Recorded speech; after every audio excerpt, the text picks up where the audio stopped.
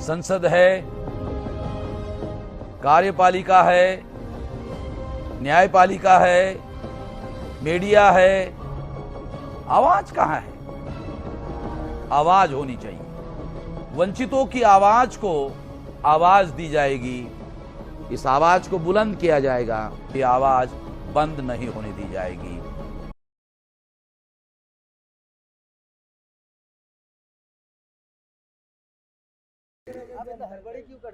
पंद्रहवीं स्मृति दिन के मौके पर आज की ये विशाल महारैली आयोजित की गई। साथियों,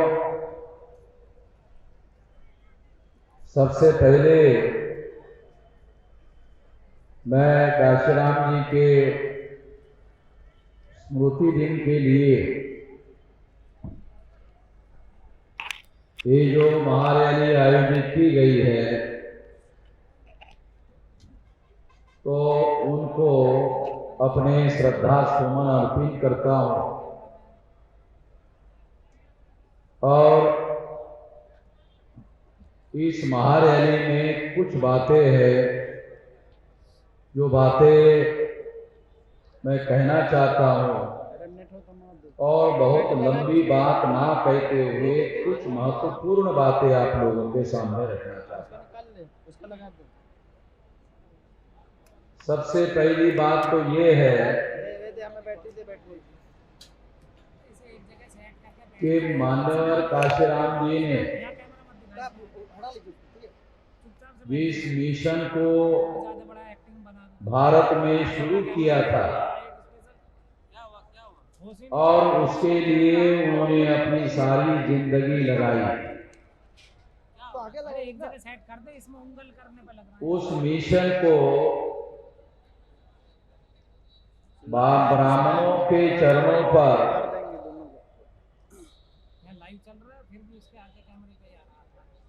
जो मिशन उन्होंने शुरू किया था,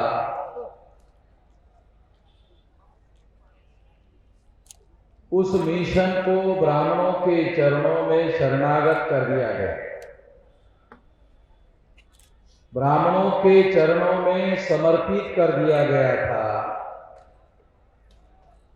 और बहुत सारे लोग इस बात को मानते थे कि अब ये मिशन समाप्त हो गया है। जो लोग ऐसा मानते थे, मैं उनके 15वीं स्मृति दिन के मौके पर ये बात आप लोगों को याद दिलाना चाहता हूं कि जब काशीराम जी ने 93 को माननीय मुलायम सिंह जी को मुख्यमंत्री बनाया था, उस समय 13 स्टेट में और 140 जिलों में वामसेक संगठन था। आज वामसेक संगठन 31 राज्यों में 567 जिलों में 4000 से ज्यादा तहसीलों में 22,000 से ज्यादा ब्लॉक में और 1.5 लाख से ज्यादा गांवों में फैल चुका है। भारत के भूमि को सटे हुए जो भी विदेशी देश है, जितने भी भारत के भूमि को सटे हुए विदेशी देश है, उस सटे हुए भूमि को लगे हुए जितने जिले हैं, उन सारे जिलों में वामसेक संगठन कार्यरत हो गया है, सक्रिय हो गया है। और जो लोग ऐसा मानते थे कि ये मिशन अब समाप्त हो गया है, तो ये मिशन अब बहुत ज्यादा शक्तिशाली होकर, बहुत ज्यादा ताकतवर होकर उभर कर दोबारा खड़ा हो गया है।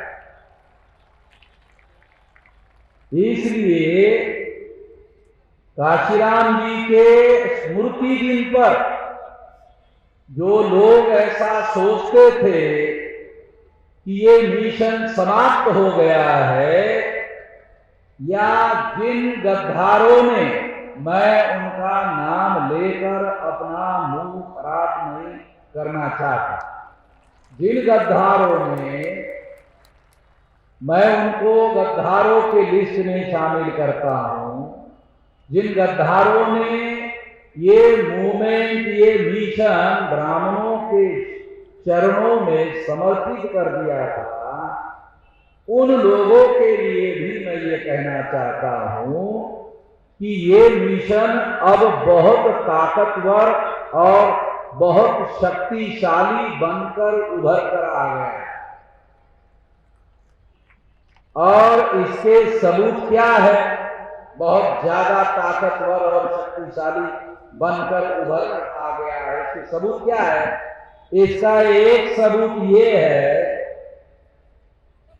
कि 5 मार्च 2019 को हमने भारत बंद करवाया था,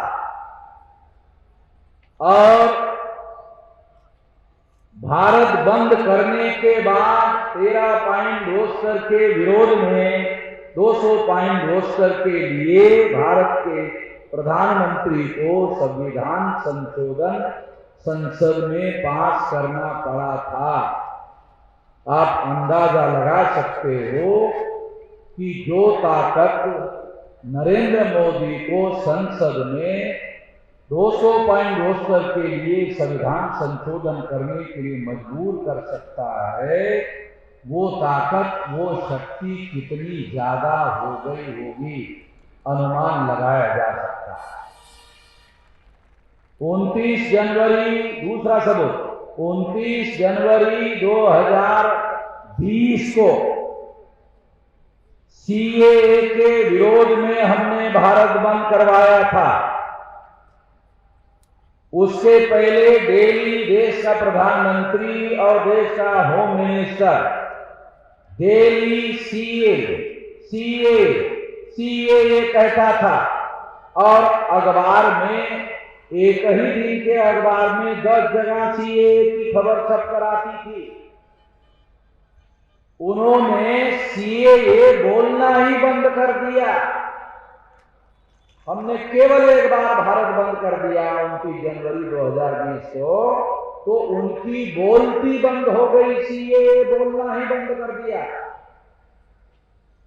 संसद में विरोधी पार्टी के लोगों ने पूछा कि आप सारे देश भर में सीएए लागू करने वाले थे, तैयारी कहां तक आ गई है? तो गृह राज्य मंत्री ने संसद में ऑन रिकॉर्ड जवाब दिया कि इस पर अभी सरकार ने कुछ भी सोचा नहीं है। कैसा सोचते, अगर सोचते तो एक बार में और भारत बंद कर देता, तो सोच नहीं सकते अभी। तो ये दूसरा सबूत है हमारी ताकत का, शक्ति का। तीसरा सबूत, अभी अभी नया सबूत है। ये नरेंद्र मोदी ने सारे देश के लोगों को कहा कि हमने बैकवर्ड क्लासेस के, पिछड़े वर्ग के, ओबीसी के 28 मिनिस्टर बनाए,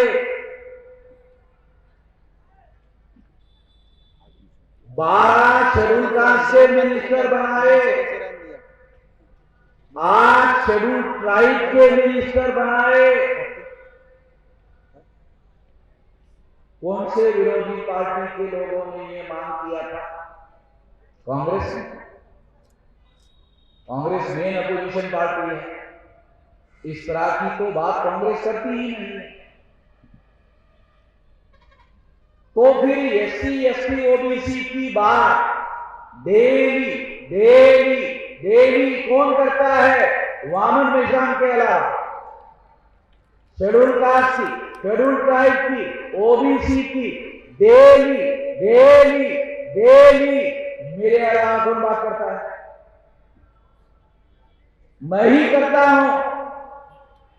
और अगर मैं ही एससी एसटी ओबीसी की बात करता हूं तो मैं ये कह सकता हूं तो बंद हो जाएगा कि मैं जो जागरण सारे देश भर में एससी एसटी ओबीसी के अंदर कर रहा हूं उसको काउंटर करने के लिए तो आरएसएस के सहमति से 28 मिनिस्टर ओबीसी के बनाए, 12 शेड्यूल कास्ट के बनाए, 8 शेड्यूल ट्राइब के बनाए। वो 28, 12 और 8 जो एससी एसटी ओबीसी के लोग हैं उनको समझ में नहीं आएगा कि ये वामन निशान की वजह से तुम लोगों को बख्शिश मिला। उनको समझ में नहीं आएगा। कौन से विरोधी पार्टी ने ये डिमांड किया था? कोई मेन अपोजिशन पार्टी ने एससी एसटी ओबीसी की बात तो की नहीं। मेरे अलावा एससी एसटी ओबीसी की बात तो मैं ही करता हूं, मेरे अलावा तो कोई करता ही नहीं है। अगर मेरे अलावा कोई करता नहीं है तो ये जो इतने लोगों को मिनिस्टरों का पद मिल गया है वो मेरी ही बदौलत है। काशीराम जी कहा करते थे जब ईमानदार लोगों का, जीनियस लोगों का आंदोलन ज्यादा बढ़ता है तो दलालों की और भड़ों की मांग ज्यादा बढ़ती है।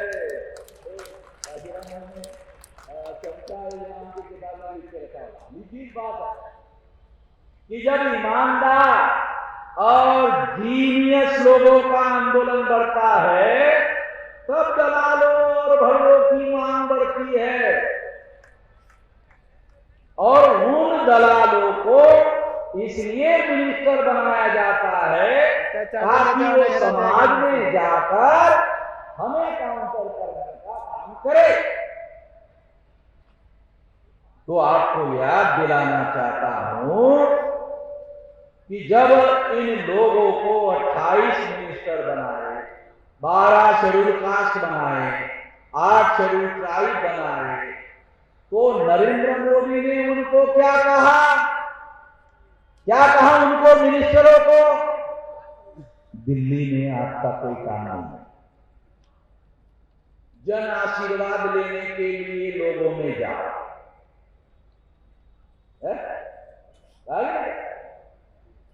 दिल्ली में आपका कोई काम नहीं है, इसके लिए मैंने थोड़ी सिंह को मिनिस्टर बनाया। जन आशीर्वाद लेने के लिए लोगों में जाओ, वहां डेली वामन में के लिए घूम रहे हैं, वहां जाओ। तो दिल्ली में कैबिनेट में बैठने के बजाय, फैसले करने के बजाय उनको जन आशीर्वाद के लिए मैदान में भेजने का काम शुरू किया। ये तो हमारे ही आंदोलन का दबाव है, प्रभाव है। तो सबूत के तौर पर आपको बता रहा हूं कि हमारा आंदोलन कितने बड़े पैमाने पर फैल चुका है और आने वाले 10 साल में आने वाले 10 साल में केंद्र में हमारे समर्थन के बगैर कोई भी सरकार नहीं बना पाएगा। और ये लिख लो, 10 साल में तो 20 बार भारत बंद कर देंगे और भारत का कोई एससी एसटी ओबीसी माइनॉरिटी का आदमी जो जिंदा है, मरे हुए के बारे में तो मैं बोल नहीं सकता, जो जिंदा है हर आदमी को पता चलेगा कि हम उस एससी एसटी ओबीसी माइनॉरिटी की लड़ाई लड़ रहे हैं। जिस किसी व्यक्ति को मालूम होगा कि हम उसकी लड़ाई लड़ रहे हैं वो व्यक्ति हमारे से जुड़ेगा, क्योंकि उसको मालूम होगा हम उसकी लड़ाई लड़ रहे हैं। जब वो हमसे जुड़ेगा तो इस देश में पहले नंबर के जन समर्थन की ताकत हमारी होगी। हम लोकतंत्र और संविधान पर यकीन करते हैं। यकीन के साथ, विश्वास के साथ हम किसी हिंसा का, हथियार का, किसी का सहारा नहीं ले रहे हैं, संविधान का सहारा ले रहे हैं। हमें मालूम है कि हमारे पास आर्टिकल 19 है। आर्टिकल 19 के तहत हम अपनी सभा हर देश में करेंगे, हर जगह करेंगे।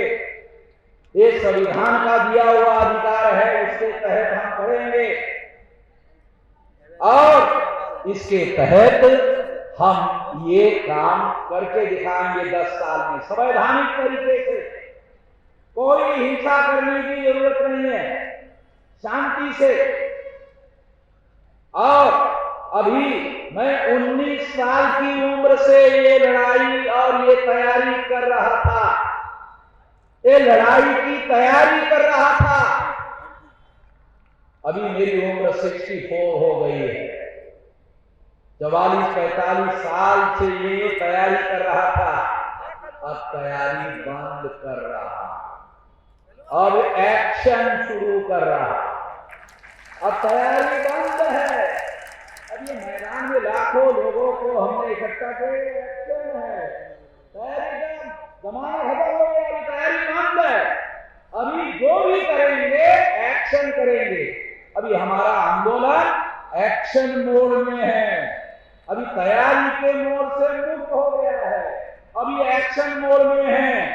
और आने वाले 10 साल में हमारा समाज इस देश में हुक्मरान समाज बन जाएगा। उसके लिए मैं तैयारी कर रहा हूं और इसी के लिए मैं खुद उत्तर प्रदेश के चुनावी जंगे मैदान में उतरा हुआ हूं। एक चुनावी जंग है और एक मैदान में आंदोलन का कार्यक्रम।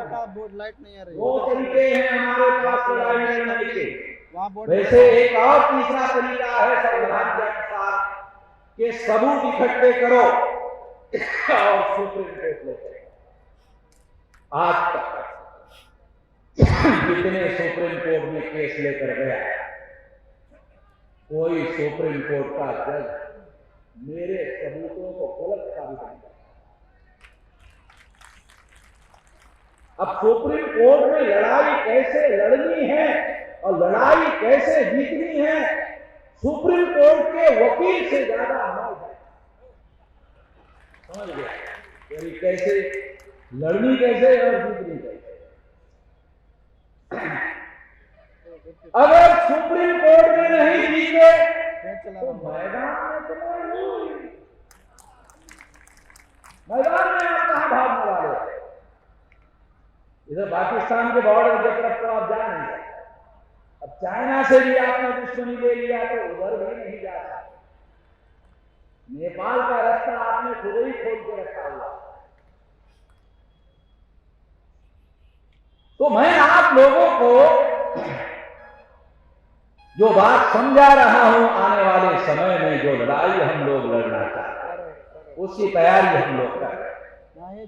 अभी नरेंद्र मोदी ने 28 पिछड़े वर्ग के ओबीसी को मिनिस्टर बनाया।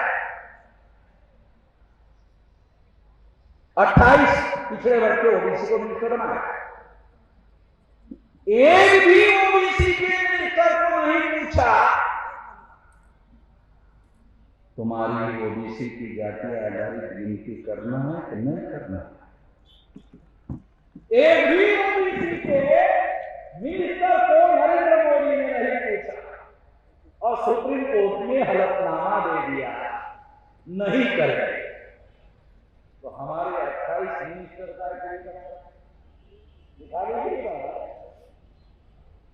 दिखाने के लिए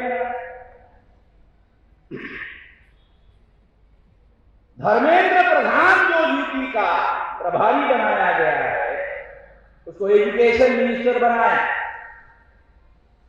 एजुकेशन मिनिस्ट्री में नीट का फैसला था, फैसला आरएसएस से बीजेपी के लोगों ने कर लिया विरोध में, उसको पता नहीं, उसको पता ही नहीं है।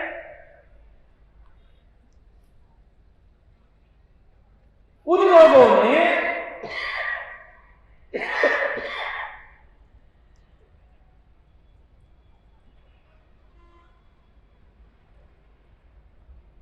हमने सारे देश भर में हंगामा कर दिया, सारे देश भर में।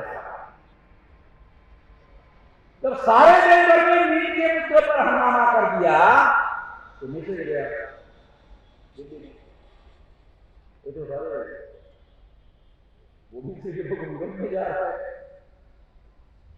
ओबीसी के लोग अगर बीजेपी के विरोध में गए तो फिर तो ना उत्तर प्रदेश चुनाव जीत सकते हैं, ना सेंट्रल में चुनाव जीत सकते हैं।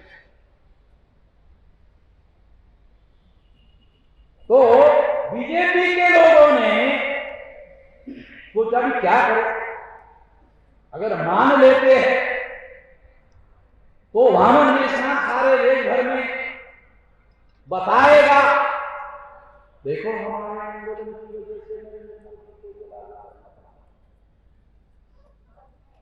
यही खतरा है, क्योंकि हर जगह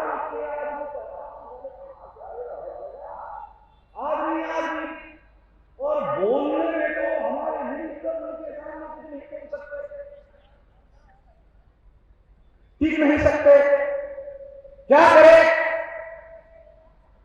नहीं तो सारा क्षेत्र को चला जाएगा। तो प्लान बनाया, जो एजुकेशन मिनिस्टर है, जिसके पास निर्णय करने का पावर है, उसके नेतृत्व में एक डेलीगेशन बनाया जाएगा और वो डेलीगेशन प्रधानमंत्री को ज्ञापन देगा। वो ज्ञापन का फोटो निकाला जाएगा, वो फोटो सारे देश के अखबारों में छापा जाएगा, टीवी में दिखाया जाएगा और फिर नरेंद्र मोदी नीट पर फैसला करेगा और फिर मंत्री बयान देगा, मोदी जी आपके हम आभारी हैं, आपने नीट के लिए फैसला करना। ये नौटंकी सारी हमारे लोगों से करनी पड़ी। ये जो नौटंकी है ये वामन निशान को श्रेय नहीं जाना चाहिए, इसलिए ये नौटंकी करनी पड़ी। तो मेरा सवाल, वामन निशान सड़कों पर घूम रहा है और जिलाधिकारी को ज्ञापन दे रहा है, अगर मिनिस्टर भी ज्ञापन देने का काम करे तो साले मिनिस्टर का को बनाया, वामन निशान तो सड़कों पर घूम रहा है, उसके पास तो ज्ञापन देने के अलावा कोई उपाय है नहीं। मगर मिनिस्टर के पास तो निर्णय करने का अधिकार होता है। अगर मिनिस्टर के पास निर्णय करने का अधिकार है, वो निर्णय करने के बजाय ज्ञापन देने का काम कर रहा है, तो साला मिनिस्टर का क्या? ऐसे ढेरों मिनिस्टर बनाने से क्या होने वाला है?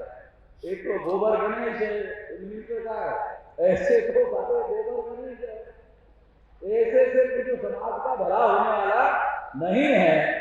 बाबा साहब अम्बेडकर कहते हैं कि वो लोग हमारे लोगों को पावर नहीं पोजीशन देते हैं, वो हमारे लोगों को पावर नहीं देते, पोजीशन देते हैं। और हमारे लोगों को क्या लगता है, हमारे लोगों को क्या लगता है जिनको पोजीशन दिया उनको पावर, पावर और पोजीशन का अर्थ समझ नहीं आता कि पावर का अर्थ क्या होता है, पोजीशन का अर्थ क्या होता है। तो हमारे जो लोग हैं ये अल्पसंतुष्ट लोग हैं। कितने अल्पसंतुष्ट लोग हैं, कितने अल्पसंतुष्ट लोग हैं?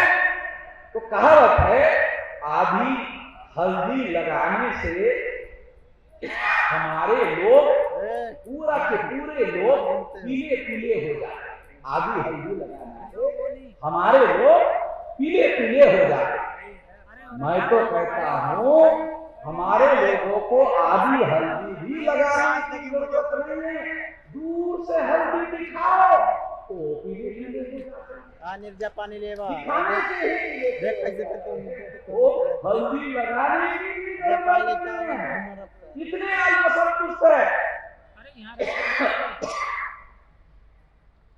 आरएसएस ने खेल बनाकर नरेंद्र मोदी को कहा 28 मिनिस्टर बनाना खतरनाक है, मगर ब्राह्मणों ने कहा मिनिस्टर बनाओ, पोजीशन दो, मत दो और प्रचार के काम के लिए मैदान में पानी रखा हुआ, देख पानी निकाला तो इनका कैबिनेट में देख पानी निकाले गाड़ी में चले का कोई मीनिंग नहीं है। एक बात तो ये समझो। दूसरा से तो 28 मिनिस्टर बनाए और राज्य मंत्री बनाए, बहुत सारे लोग आधा पानी निकाले तुझे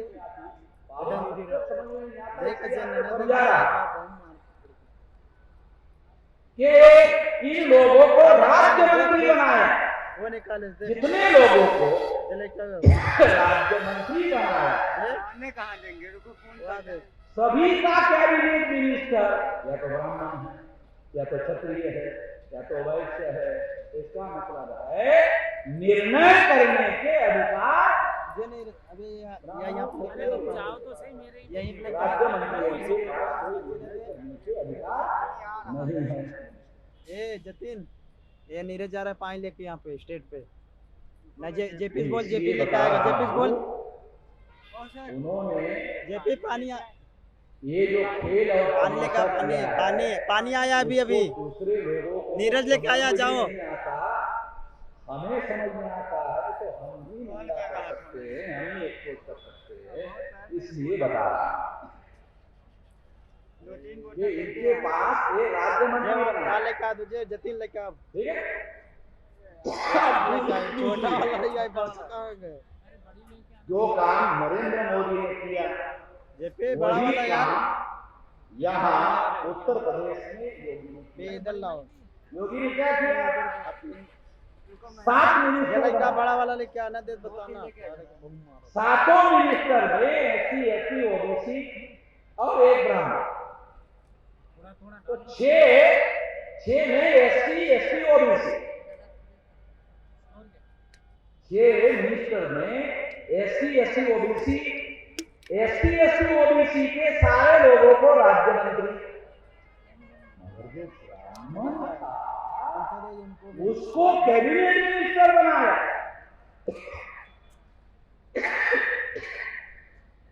मुझे लगता है किसी का भी ध्यान नहीं गया यूपी में, किसी का भी ध्यान नहीं गया कि 7 मिनिस्टर बनाए, उसमें 6 एससी एसटी ओबीसी के सभी को राज्य मंत्री बनाया, एक ब्राह्मण को मंत्री बनाया, उसी को कैबिनेट मिनिस्टर। कैबिनेट मिनिस्टर के पास पावर है, राज्य मंत्रियों के पास पावर नहीं होता है, मगर हमारे लोग अल्पसंतुष्ट हैं। तो उनको मालूम है कि इनको इतना ही देना बहुत हो गया है। उसके साथ साथ एक और नई बात, चौंकाने वाली बात, बहुत महत्वपूर्ण बात, डॉक्टर संजय मिश्रा उनका किस्सा बताया जाना बहुत जरूरी है। उन्होंने कहा कि मुझे डिप्टी सीएम बनाना है, सबसे आगे डिप्टी सीएम बनाना होगा, तो उनको डिप्टी सीएम नहीं बनाया गया, मिनिस्टर भी नहीं बनाया गया, राज्य मंत्री भी नहीं बनाया गया, उनको केवल एमएलसी बनाया है और वो संतुष्ट है। क्यों? क्योंकि एक स्टिंग ऑपरेशन किया इसके खिलाफ, स्टिंग ऑपरेशन किया। और उसमें वो कुछ क्रिमिनल बातें जो है वो कह रहे हैं, वो रिकॉर्ड कर रहे हैं, और वो रिकॉर्ड सोशल मीडिया में आउट कर दिया। जब आउट कर दिया तब से संजय निषाद की बोलती बंद हो गई और उन्होंने डिप्टी सीएम नहीं मांगा, कैबिनेट मिनिस्टर नहीं मांगा, राज्य मंत्री पद नहीं मांगा, एमएलसी दिया, जो दिया उसी में संतुष्ट। तो ये जो लोग है ये किस तरह से हमारे लोगों का इस्तेमाल करते हैं, इसके जिंदा उदाहरण आपको बता रहा हूं। पिछले विधानसभा के चुनाव में केशव प्रसाद मौर्य का नाम लेकर, ओबीसी का नाम लेकर ओबीसी के वोट उत्तर प्रदेश में दिए गए, ये कहकर कि इनको मुख्यमंत्री बनाना है। तो प्लान बनाया गया। अरे तो बनाना ले जाने का, किसी को अगर इनके नाम पर वोट ले लेते हैं तो उसको बनाना पड़ेगा, चलता रहेगा। अरे उनके खिलाफ 19 क्रिमिनल केसेस है। केशव प्रसाद मौर्य के ऊपर 19 क्रिमिनल केसेस है। और केसेस क्या है कि मुसलमान जो गाय और चीजें खरीद कर लाते हैं, रात में उनकी गाड़ियां ये लोग पकड़ते हैं। ऐसे कैसे? तो ऐसे 19 क्रिमिनल केसेस केशव प्रसाद मौर्य पर है। तो प्लान बनाया गया कि मुख्यमंत्री के नाम पर प्रचार करो, बनाना नहीं है। कुछ नहीं। तो कैसे? अगर नहीं माना तो बोलने था 19 क्रिमिनल केस है और आप अकेले एमएलए हैं, सरकार तो फिर भी हमारी बन जाएगी और आपको दूसरे दिन में हम जेल में डाल देंगे। इससे बेहतर है कि आप डिप्टी सीएम बन जाओ। उनको दिल्ली बुलाया तो ये पूरा जाके तैयारी करके तैयारी होकर के दिल्ली गए कि अब तो अनाउंस होने वाला है दिल्ली में मुख्यमंत्री बनता। तो उनको बुलाया गया और हाईकमान ने उनको कहा आपको मुख्यमंत्री नहीं बनाया जाए। जैसे ही ऐसे कहा वैसे ही उनको चक्कर आके गिर गए। तो उनको एम्स में एडमिट किया गया। खबर आ गई कि अभी क्या खबर आता गया, लो ब्लड प्रेशर हो गया था, इस वजह से इनको एडमिट किया गया। अरे जब मुख्यमंत्री बनाने का वादा किया और जब वादा पूरा नहीं किया जाएगा तो ब्लड प्रेशर लो नहीं होता, हाई होता। ऐसे सिचुएशन में ब्लड प्रेशर डॉक्टर साहब यहाँ है लो नहीं होता, हाई होता है। वो हाई होने की वजह से चक्कर आ गया था और गिर गया था, इसलिए एडमिट हो गया। मगर हाई हो गया। अगर ऐसी खबर छापते हैं तो यूपी के लोगों को पता चले क्यों होता बताना पड़ेगा। इसलिए बताया गया कि लो हो गया, हमको पहले से आदत है लोगों ने कहा कि इसकी वजह से ऐसा हुआ था और उनको कहा गया कि आपको डिप्टी सीएम बनना है। अब दो गधों को मिलाकर भी एक घोड़ा नहीं बनाया जाता, दो डिप्टी सीएम को मिलाकर भी एक सीएम नहीं बनता। और योगी को मालूम था कि इसका पत्ता काटकर मैं मुख्यमंत्री बना, तो वो तब से दोनों बोलते ही नहीं थे, आपस में बोलते ही नहीं थे। आ गए चुनाव। अब चुनाव में आरएसएस के सामने संकट खड़ा हो गया, बीजेपी के सामने संकट खड़ा हो गया कि योगी और केशव प्रसाद मौर्य आपस में बोलते नहीं, चले कैंपेन कैसे कराएंगे। तो योगी को कहा गया कि इसके बेटे का शादी है या बहू का या बेटी का, आप साड़ी लेकर गए और एक साड़ी में केशव प्रसाद मौर्य संतुष्ट हो गए। लगाए तो चार्जिंग में एक साड़ी लगाई दे हाँ, सब मिला के हमारा आइए बयान भी आ गया और इस तरह से हमारे तमाम बैठकों का उत्तर प्रदेश में इस्तेमाल हो। मैं ये बातें आज इसलिए आप लोगों को बता रहा हूँ, ये सारे उत्तर प्रदेश के लोगों को मालूम हो जाए और सारे लोग जो है अपने अपने इलाके में ये जो बातें हैं ये बातें लोगों को प्रचार करें। तो इनका जो सारा का सारा खेल है, सारा का सारा खेल चौपट हो जाएगा और आने वाले समय में 25-30 दल जो लोग हैं बैकवर्ड क्लासेस से, उन लोगों ने कहा आपके नेतृत्व में हम गठबंधन बनाने के लिए तैयार है। 25-30 दल के लोग कह रहे कि मेश्राम जी के नेतृत्व में 25-30 दल गठबंधन बनाने के लिए तैयार है, ऐसा उनका कहना है। और अगर ये गठबंधन बन गया तो हम इस गठबंधन को आधार बनाकर महागठबंधन बनाएंगे।